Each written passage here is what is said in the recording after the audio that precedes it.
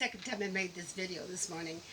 My friend Brian comes up here in the summer, and the whole time he's here in the evenings, well, we're watching like serious stuff on YouTube or movies or something.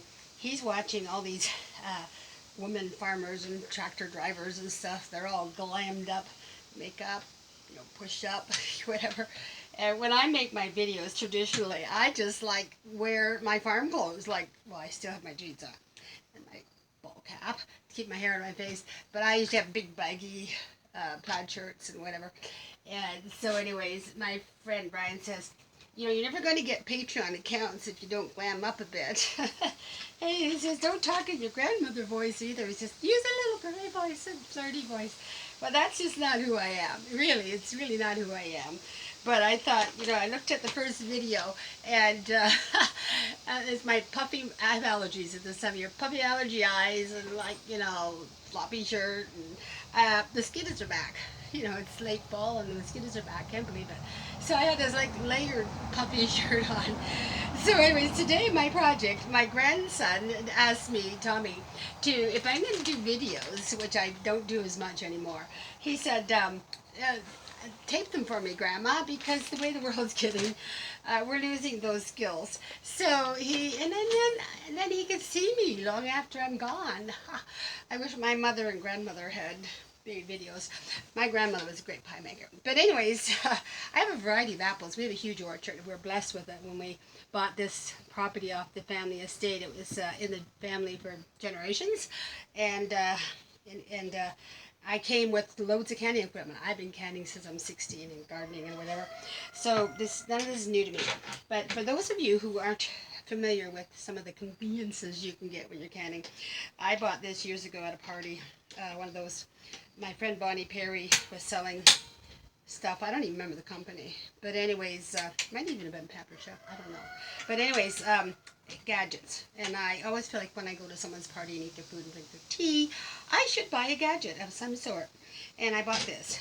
And for years, I used it with this. It's got this little blade that's down here, which I don't want to cut myself on it. But anyways, it's a circular blade. And if you've seen these, I don't know if you can see it on the camera or not, but it's a circular blade. And what it does is it spirals whatever you're cutting. And I actually don't like the spirals when I do my apples for pie. I prefer the wedges because I don't like it to be like applesauce in my pie. I like it to be little, still some chunks of apple. Now, what I learned over the years the hard way is it's important to know what end of the apple to put on the thing here that grabs the apples, the prongs. I used to just put it on any old way.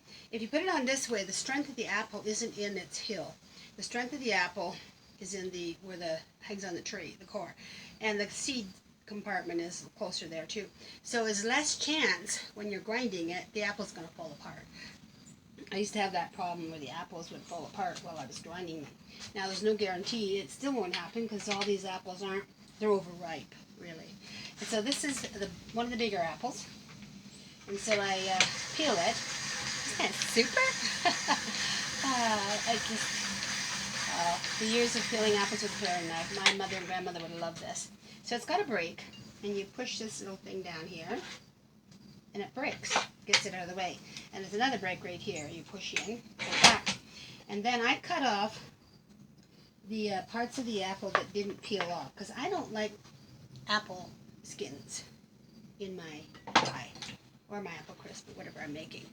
And I do the same on the other end. And then I sold Pepper Chef for a while, and I got these things. I got lots of gadgets when I sold Pepper Chef.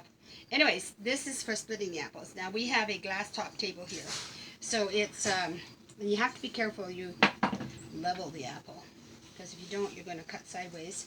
I've done that today already, and you're going to get into the core, and it won't go through easy. And these are big apples, and so you press and then out pronto. If you've never seen them before, probably everybody has. Anyway, nicely cut up into 2, 4, 6, 8, 10 wedges. And then they go in the bag that I've already dated. And now, some of these will have bits of that hard stuff that's around the seeds on them. I don't like that. It gets in my teeth. Don't want it in my pie. So I take those ones last. And then I'm going to cut that out. And what else I discovered for years, because this sticks up, you want to grab it and pull it out, it doesn't come out easy because part of that core or the heel of the apple is still attached. And so later in life I discovered it'll slowly turn upside down. Goes out better the way it went in. So there we go. There's my core. So now I just got to cut out the little hard parts that go around the seeds. And this apple is done. I'm on my way. I've already done 4 bags this morning. We don't have much freezer space. We retired. Didn't think we'd need to be canning as much now that we don't have 8 kids and dozens of grandkids eating at our house regularly.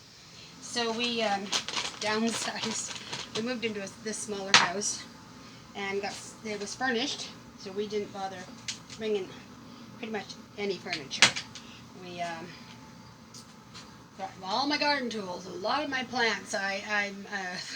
If you've watched my site at all, you know I love gardening. So everything I had that was perennial, I split and brought with me. Filled a whole trailer with my plants and my garden tools. And Eric filled another trailer with his shop tools and all the stuff he uses for woodworking. And so all the furniture we were able to bring with us was a washer and dryer, because the ones here weren't any good. So this is a smaller apple. Do you hear the water running? And the rooster crowing? My husband's getting ready to do apple juice. We'll video that next. We do that too. There's over 10 apple trees here of various varieties and sizes. So this little curly guy come off really nicely. And you put this brake down, push down, brake goes automatically, pull it back, pull the apple off. Now I like these little apples. They have a nice sweet tart kind of a thing. They really make the apple pie taste good, or the apple crisp, or apple pudding, or apple whatever you're making, apple cake. Some of these, this is very premature, this one. When they get a little more riper, they're all got red and pink stripes all through them. They were so good. Anyways, favorite apples. So anyways, that's the smaller version. So I just showed you the biggest, I think the biggest one, and the smallest one.